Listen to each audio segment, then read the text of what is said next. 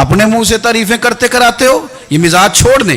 حضرت ہم تو دو چار بندے دیہڑی پہ رکھ لوں پر میری تعریف ضرور کریں. پابندی ہوتی ہے, لوگ یہ کام بڑے شوق سے کرتے ہیں.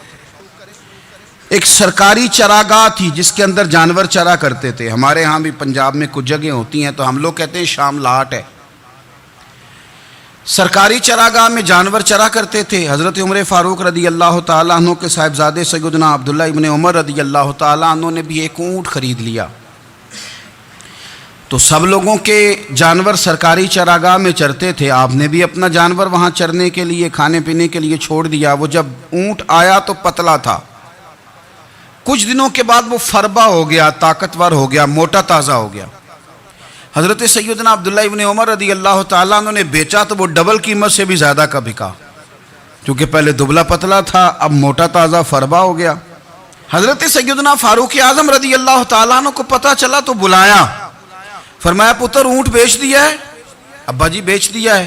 فرمایا کتنے کا خریدا تھا؟ اتنے کا. بیچا کتنے کا؟ ڈبل قیمت بتائی. فرمایا اس طرح کر کے اصل رکھ لے اور جو اوپر ملی آپ مجھے دے دے. حضور آپ نے کیا کرنی ہے؟ فرمایا میں سرکاری خزانے میں جمع کروں گا. حضور کیوں؟ فرمایا اس لیے کہ تیرا اونٹ سرکاری جگہ پہ چرا کرتا تھا, وہ گھاس سرکاری جگہ سے کھاتا تھا. حضور سب کے کھاتے.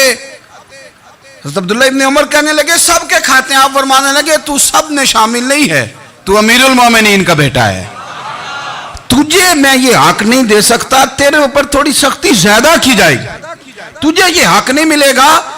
تو اپنے اونٹ کو چونکہ سرکاری چراگاہ میں چرایا کرتا تھا, لہذا تجھے وہ جو اصل رقم یہاں جمع کرانی پڑے گی. ہمارے تو بچے پہلی بات تو یہ ہے کہ بات ہی نہیں سنتے. یہ سب کے بچوں کی بات کر رہا ہوں, وہ ٹیچر کے بچے ہوں, سیٹھ کے بچے ہوں, پیر کے بچے ہوں, امام صاحب کے بچے ہوں, کسی کے بچے ہوں, پہلے تو سنتے نہیں. اور اللہ خیر کرے اگر آپ کوئی سنانا چاہیں تو فوری طور پر وہ ہوم منسٹری کے پاس پہنچ جاتے ہیں, ان کی اماں ان کی وکیل بن جاتی, آپ کہہ ہی کچھ نہیں سکتے, حالات رخ بدل جاتے. اس کا نقصان یہ ہوتا ہے کہ ان کو تراشا نہیں جا سکتا, ان کو ہیرے نہیں بنایا جا سکتا, ان کے اوپر کچھ ایسی میل کچیل چڑھ جاتی ہے جو بڑی عجیب و غریب ہوتی. اور کچھ لوگ ایسے ہوتے ہیں جو خرابی کرنے میں بھی اپنا کردار ادا کرتے ہیں, خرابی کرنے میں, اور بڑے لوگوں سے منسلک ہونے کے لیے لوگ رستے تلاش کرتے ہیں. رستے, میں چونکہ چیزوں کا مطالعہ کرنے کا بڑا شوقین ہوں, تو میری والدہ داخل تھیں کئی سال پہلے ہسپتال میں, تو مجھے اس ہسپتال میں کچھ دن رہنا پڑا. ایک پرائیویٹ ہاسپٹل تھا, تو اس میں انہوں نے جگہ جگہ لکھ کے لگایا تھا ملازمین کو بخشیش نہ دیں. ہم ان کو بڑی اچھی معقول تنخواہ دیتے ہیں, سیلری بڑی عمدہ ہے, تو لوگ بخشیش نہ دیں. میں نے جو مینجمنٹ کے لوگ تھے ہاسپٹل کے, ان میں سے ایک سے میں نے کہا کہ اگر کوئی بندہ اپنی خوشی سے دینا چاہے تو آپ نے بڑا موٹا لکھ کے لگایا برائے مہربانی ان کو بخشیش نہ دیں. اس نے بڑی قیمت, سادہ آدمی تھا پر میری بڑی اس نے مجھے بات بتائی, مجھے نفع ہوا. کہنے لگے مولوی صاحب جب کچھ امیر لوگ ہسپتال میں مریض لے کے آتے ہیں تو وہ صفائی والے کو پہلے ہی 500 روپیہ دکھا لیتے ہیں آتے ہی, پھر وہ جیسے آواز دیتے ہیں صفائی والے فٹافٹ اندر آتے ہیں, ان کا کمرہ صاف کرتے ہیں. تو سارے تو بیچارے اتنے مالدار نہیں ہوتے کہ آتے ہی پہلے کام والے کو 500 دیں. پھر نقصان کیا ہوتا ہے کہ یہ جن کی ذمہ داری ہے بہت ساری ڈیوٹیاں کرنے کی, یہ ڈیوٹی نہیں کرتے, یہ پلٹ کے ان کی طرف دیکھتے ہیں جن کے گھر سے سالن صحیح آتا ہے, ادھر ان کی توجہ زیادہ ہو جاتی ہے, جو نوٹ ان کو زیادہ دکھاتے ہیں, جو پھل لے کے آتے ہیں تو آدھا ان کو دیتے ہیں. تو ہم یہ کہتے ہیں یہ کام ہی نہ کرو, یہ اپنی تنخواہ پہ کام کریں تاکہ ہر آنے والے کا درد سمجھیں, ہر ایک کو یکساں یہ سروسز فراہم کریں. تو ہم یہ کام کرتے ہیں. ہم ایم پی اے کے اور کسی سے ہمارا تعلق نہ بنے تو ہم جناب اس کے ڈرائیور سے ہی تعلق بنا لیتے ہیں. ہم وہ جو اپریٹ کرنے والا ہوتا ہے ٹیلی فون, اسی سے بڑا تعلق بناتے ہیں, اس کو مٹھائی کا ڈبہ جلدی پہنچا دیتے ہیں. تو اسی طرح سے بڑے لوگوں کی اولادوں کو بگاڑا جاتا ہے. حضرت عاصم بن عمر رضی اللہ تعالیٰ عنہ, یہ سیدنا فاروق اعظم کے بیٹے تھے, مصر گئے تو لوگوں کو پتہ چلا حضرت عمر کے بیٹے آئے. لوگوں نے تحفے دیے, بڑی بڑی چیزیں آپ کو دی, حضرت عمر کا بیٹا آیا, بڑے گفٹ دیے. تو صاحبزادے واپس آئے تو ان کے پاس بڑے تحائف تھے. سیدنا عمر فاروق رضی اللہ تعالیٰ عنہ نے دیکھا تو فرمایا ادھر لانا تحفے. کعبہ جی لوگوں نے مجھے دیے ہیں. فرمایا تو نے کیوں بتایا تھا کہ میں امیر المومنین کا بیٹا ہوں؟ کہ हुजूर उनको वैसे ही पता चल गया। फरमाने लगे पुत्र ये तोहफे तुम्हें इसलिए मिले हैं कि तुम अमीर के बेटे हो, ये तोहफे तुम्हारा हक नहीं, क्योंकि तुम्हें इस कुर्सी की वजह से मिले हैं और ये कुर्सी मुसलमानों की है, लिहाजा ये हक भी मुसलमानों का ही है। ये ला सारे माले गनीमत में जमा किए जाएंगे। आप अपने घर से जब एहतसाब शुरू करते हैं, अपने घर से, और ये याद रखें ये जो लोग आते हैं आपके बच्चों को नवाजने के लिए, ये उन्हें खराब करते हैं, बिगाड़ पैदा करते हैं, ये अजीबो गरीब सी चीज़ों में मुब्तला कर देते हैं, बच्चों का नुकसान होता है कल कलाम। फिर जो शापर अच्छा लेके आए पीर साहब के बच्चे ज़रा उससे प्यार से मिलते हैं, नुकसान हो जाता है, ये दस्ते नगर हो जाते हैं, ये लोगों की तरफ जीते हैं, दूसरों पे डिपेंड करने लगते हैं। हज़रत अबू मूसा अशअरी रदी अल्लाह ताला अन्हु ने पहले तो एक कलीन बड़ा सोना था, तो आपने हज़रत उमर के घर भेज दिया कि चलो उनके घर में उनकी अहलिया बिछा लेंगी, कहीं से तोहफा आया। फिर वो जिस कमरे में माले गनीमत और ख़जाना रखा जाता था उसकी सफाई कर रहे थे, तो एक दिनार मिल गया, तो वो दिनार बच्चे सारे जा रहे थे, तो उनमें से हज़रत उमर के एक बेटे को, छोटे को बुलाया और बुला के कहा पुत्र ये दिनार ले लो। हज़रत उमर ने देखा कि बेटे के हाथ में दिनार भी है और घर में कालीन भी है। एक मौके पे वो कालीन गया, एक मौके पर बच्चे को एक दिनार दिया। तो हज़रत उमर अपनी अहलिया से पूछने लगे ये कहाँ से आया कालीन? का जनाब अबू मूसा अशअरी रदी अल्लाह ताला अन्हु ने भेजा है। बेटे से पूछा दिनार कहाँ से आया? कहा मुझे उन्होंने ही दिया है। आपने वो दिनार भी लिया और कालीन भी लिया और उसको लपेटा और जनाब अबू मूसा अशअरी को बुलाया और इतने सख्त नाराज थे, फरमाने लगे अबू मूसा अशअरी से कहना मेरे पास पैदल आए, घोड़े पे ना आए। और जब आए हजरत अबू मूसा अशअरी तो जनाब उमर इतने नाराज हुए कि वो कालीन लपेट के तो उनके सर पे मार दिया। फरमाने लगे पकड़ो अपना दिनार, तुम्हें पूरे मदीने में मेरे बेटे के अलावा कोई और नहीं मिले था जिसे तुम खराब कर सको, मेरा पुत्र ही मिला था बिगाड़ने की, किसने इजाजत दी तुम मेरे बेटे को दिनार दो, क्यों लाए तुम मेरे घर में कालीन? हजरत उमर फारूक रदी अल्लाह ताला अन्हु फरमाने लगे मैं जमीन पे सोने का आदी हूँ, जमीन चटियल भी हो तो रब का बंदा बन के सोता हूँ तो अल्लाह मुझे आराम और सुकून की नींद अता फरमा देता है, मुझे तुम्हारे मखमलों की और कालीनों की ज़रूरत नहीं है। एहतसाब यहाँ से शुरू होता है भाई। यहाँ हम ना अपने घर में बैठ के मायूस मायूस बातें करते हैं और फलाने के बच्चे कहाँ पहुँच गए, फलाने के बाद बड़ा पैसा आ गया, मैं कच्चे मकान में रहूँ, मैं ये करूँ, देखो मुझे नहीं सहूली। ये तो आप मायूसी वाली बातें कर रहे हैं, ये तो आप कमज़ोर बातें कर रहे हैं। ये तो इस तरह की बातें तो हारे हुए लोग करते हैं। इस तरह का लबो लहजा तो उन लोगों का होता है जो एहसास कमतरी का शिकार होते हैं। ये आपने किस तरह का लबो लहजा, अपने बच्चों को आप भिखारी बना रहे हैं ताकि दूसरों को देखें तो मायूस हो जाएं। उठ बांध कमर क्यों डरता है, फिर देखो खुदा क्या करता है। आपका जो एहसास है वो इतना खूबसूरत हो, आपके लहजे के अंदर इस कदर ठहराव हो, आपको इत्मीनान आ चुका हो, और आपके बच्चे कभी भी कंपैरिजन ना करें अपना किसी के साथ, कभी भी उन्हें करने ना दें आप कभी। वो कभी ये बात ना करें कि फलाने ज़्यादा अच्छा खाते पीते हैं तो हम किधर हैं, करने ना दें उन्हें बताएं कि बेटा अपनी मट्टी पे चलने का सलीका सीखो, संगे मरमर पे चलोगे तो फिसल जाओगे।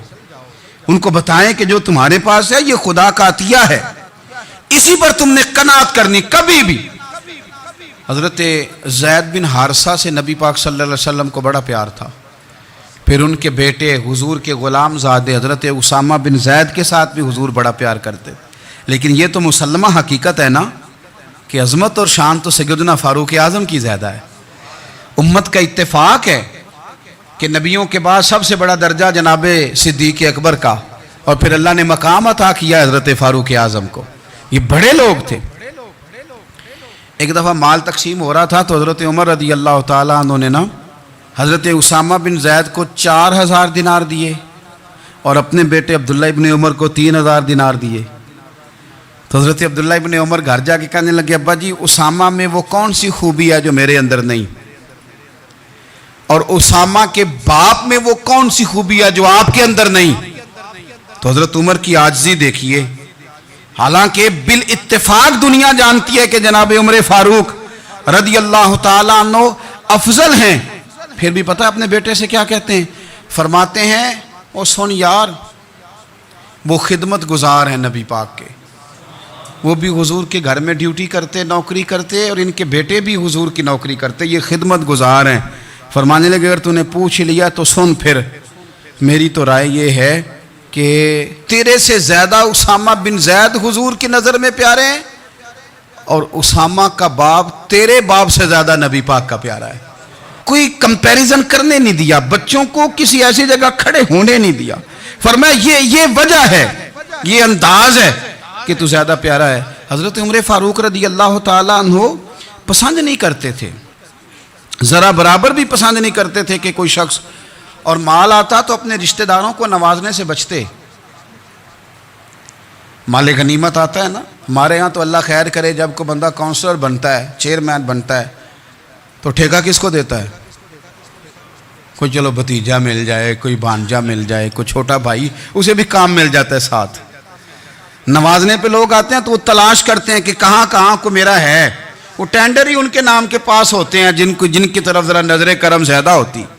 حضرت عمر فاروق مال تقسیم کر رہے تھے تو بیٹی آگے کہنے لگی ابا جی رشتہ داروں کا بھی حق ہوتا ہے، آپ سب کو دیتے ہیں، آپ کے اپنے آپ کے قریب ہی نہیں آتے۔ تو حضرت عمر فاروق نے کیا لفظ کہے، کیا حقیقت ہے، کیا حسن ہے۔ فرمانے لگے پتر یہ مال تیرے باپ کا نہیں، مسلمانوں کا ہے، جب تیرے باپ کا ذاتی مال ہوگا تو اپنے رشتہ داروں کو دے گا، یہ مسلمانوں کا مال ہے، یہ اسی حساب سے تقسیم ہوگا جو عدل کا حساب ہے، جو ترازو ٹھیک ہے۔ فرمایا تو مجھے یہ مشورہ نہ دے، یہ مسلمانوں کا مال۔ یہاں سے نظام احتساب شروع ہوتا ہے، یہاں سے انسان آگے بڑھتا ہے، اور پھر کوئی تکلف نہیں کسی پر حضرت عمر کا، کوئی چھوٹا ہے یا بڑا ہے۔ حضرت ابو سفیان رضی اللہ تعالیٰ عنہ سردار رہ چکے ہیں مکے کے، بڑے آدمی، لیکن نظام احتساب میں کوئی چھوٹا بڑا نہیں ہوتا۔ حضرت عمر فاروق مکہ مکرمہ گئے تو لوگوں نے کہا حضور جناب ابو سفیان نے نا گلی میں پتھر رکھے اور بہت سارے لوگوں کو رستوں میں تکلیف ہو رہی ہے، تو حضرت ابو سفیان رضی اللہ تعالیٰ عنہ سے بھی لوگ کہہ دیتے تو وہ بھی اٹھا دیتے، لیکن لوگوں نے چونکہ وہ سردار تھے، بڑے تھے، تو لوگوں نے ان سے کہا نہیں۔ حضرت عمر جب آئے تو کہا تو جناب عمر نے پرواہ نہیں کی، خود آئے، جناب ابو سفیان سے کہا یہ پتھر آپ نے رکھے؟ کہا حضور ہاں۔ فرمایا یہ بھی اٹھائیے، یہ بھی اٹھائیے، یہ بھی اٹھائیے۔ جب وہ اٹھا رہے تھے تو حضرت عمر کہہ رہے تھے شکر نہیں اللہ کا کہ عمر کہہ رہے ہیں اور ابو سفیان مانتے جا رہے ہیں، شکر نہیں۔ یہ نظام احتساب ہے کہ بڑا ہو یا چھوٹا ہو، اس کو یہ حق حاصل نہیں ہے کہ مسلمانوں کو وہ کسی تکلیف میں کسی بھی صورت میں مبتلا کرے، کہیں بھی کسی جگہ بھی، اس کو یہ والی اجازت نہیں۔ حضرت سیدنا عمر فاروق رضی اللہ تعالیٰ عنہ۔ پھر ایک اور بات تھی، میں کئی دفعہ یہ بات کہتا ہوں اور مجھے ذاتی طور پر اس کا بڑا تجربہ ہے۔ کچھ لوگ نا خوشامد پسند ہو جاتے ہیں، بڑی عمدہ تعریف کرتے ہیں، اوئے ہوئے ہو پول باندھتے ہیں پورے، آپ کے پاس آئیں گے تو کہیں گے جناب آپ سے زیادہ اچھا بندہ ہی کوئی نہیں، تو وہ نا آپ سے کام نکلواتے ہیں، پھر وہ کسی دوسرے کے پاس جاتے ہیں تو اسی طرح کا رویہ وہ دوسروں کے ساتھ کرتے ہیں۔ یہ عام لوگوں میں بھی مرض ہوتا ہے، عام لوگوں میں بھی۔ اور بادشاہ ہو بندہ اگر، پھر تو اس کا دل کرتا ہے میں اگر بادشاہ سلامت ہوں تو دو چار بندے دیہڑی پہ رکھ لوں پر میری تعریف ضرور کریں۔ پابندی ہوتی ہے، لوگ یہ کام بڑے شوق سے کرتے ہیں۔ اور شیخ سعدی فرمایا کرتے تھے لکڑی کو گھن کھا جاتی ہے اور بڑے لوگوں کو خوشامد کھا جاتی ہے خوشامد۔ حضرت عمر فاروق رضی اللہ تعالیٰ عنہ اس معاملے میں بھی بڑے مضبوط تھے۔ ویسے مجھے اور آپ کو اچھا کون لگتا ہے؟ ہماری غلطیاں بتانے والا؟ ہمارے ایسا فرمایا کرتے تھے اپنے دشمنوں کی باتوں پر بھی غور رکھو، تمہارے دشمن تمہیں نکھار دیتے ہیں، تمہارے اندر جو کوتاہیاں ہوتی ہیں وہ تمہیں پتہ چل جاتی ہیں کہ یہاں میری اصلاح ہو رہی، ان پر غور کرو وہ کیا کہتے ہیں۔ حضرت عمر فاروق کی تعریف کی ایک بندے نے، کمال تعریف کی، وہ اس کا خیال تھا کہ رزلٹ بڑا شاندار آئے گا، بادشاہ کی تعریف ہوتی تھی تو پھر تھیلی جاتی تھی اشرفیوں کی، کمال رزلٹ آئے گا۔ تو حضرت عمر جب وہ پوری کر چکا نا بات تو فرمانے لگے تو خود بھی ہلاک ہوا اور مجھے بھی ہلاک ہی کر دیا ہے، خود بھی تباہ ہوا ہے مجھے بھی تباہ کر دیا۔ کس طرح کی باتیں کر رہا ہے؟ ایک بندہ اور آیا اور اس نے آ کے کہا کہ پوری امت میں سب سے افضل ہے فاروق اعظم آپ ہی ہیں.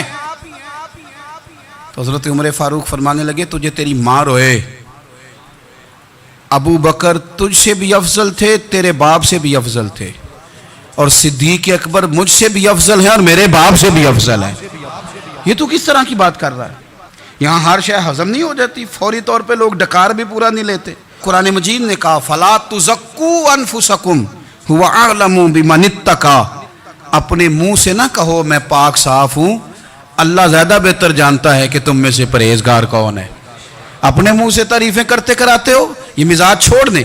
حضرت عمر رضی اللہ تعالیٰ عنہ پسند نہیں کرتے تھے. ایک آدمی نہ چلتا تھا وہاں تو بڑا متکبرانہ چال کے ساتھ چلتا. حضرت عمر نے دیکھا، یہاں تک احتساب فرماتے تھے، زمین پہ زور زور سے پیر پٹکتا، چال بڑی اس کی متکبرانہ، لوگ بڑے پریشان ہوتے. حضرت عمر نے ایک دن سمجھایا، باز نہیں آیا.